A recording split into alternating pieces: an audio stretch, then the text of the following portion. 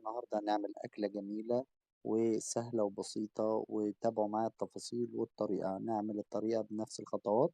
هيطلع معانا الرز مفلفل وفراخنا دايبة، سواء هتعملها بفراخ أو لحمة هتطلع معاك مظبوطة زي ما هي.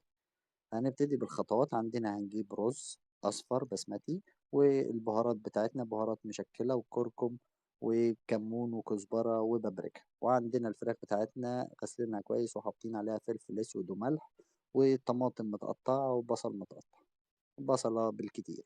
عندنا هنا أي مادة دهنية، زيت سمنة أيا كان هننزل بيه، بس المستحسن ننزل بالزيت عشان هندي للفراخ تشميعة مظبوطة. هنبتدي على طول نقلب بقى الفراخ بتاعتنا في الزيت. بعد ما يغلي جامد الزيت نحطه في درجة عالية، نديها تقليبة كده تشويحة. أول ما تاخد معانا وشين كده حلوين، تمام زي ما انتم شايفين حاطين فلفل أسود وملح عليها من قبل ما تنزل. بعد ما تشوح كده كويس ننزل عندنا بالبصلة المقطعينها طرنشات. بعد كده ننزل بعد ما البصلة، أول ما البصلة تدبل ننزل بالطماطم زي ما واضح عندكم الخطوات بالظبط. اعملها بالظبط هتطلع معاك مظبوطة ما فيهاش أي حاجة. أول ما الطماطم تستوي معانا تبدأ تستوي، ننزل بقى بالبهارات اللي احنا قلناها لحضراتكم: الكركم والكمون والكزبرة وبهارات مشكلة. آخر حاجة نحطها الملح زي ما انتم شايفين كده. فراخ بتحب البهارات، عندك زنجبيل شوية صغيرين ماشي، مفيش تمام. بس كده الأكل زي الفل. عندنا بقى نبتدي برضو. بص بدأت تستوي معانا ومنظرها يختلف. أول ما المنظر معانا كده الطماطم تستوي مع البهارات، ننزل عندنا على طول بمعجون الطماطم اللي هي الصلصة، ونديها تقليبة. بعد كده لتر مية سخنة ونحطها ونغطي عليها بقى وتسيبها تغلي زي ما انتم شايفين كده.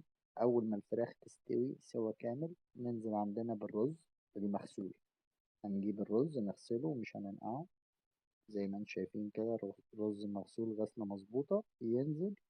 هتديها تقليبتين على نار عالية، وبعد كده توطي النار على آخر درجة، يعني تخليها واطية خالص.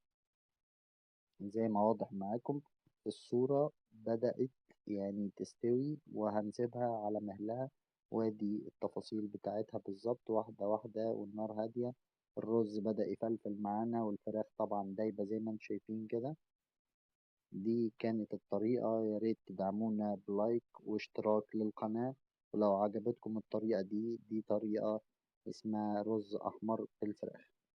وادي معانا النتيجة النهائية. الرز طبعا حكاية، وطريقة سهلة ووصفة سهلة أي حد ممكن يعملها، بس اتبع الخطوات بالظبط هتطلع معاك مظبوطة زي ما طلع عندك في الفيديو. والسلام عليكم ورحمة الله وبركاته.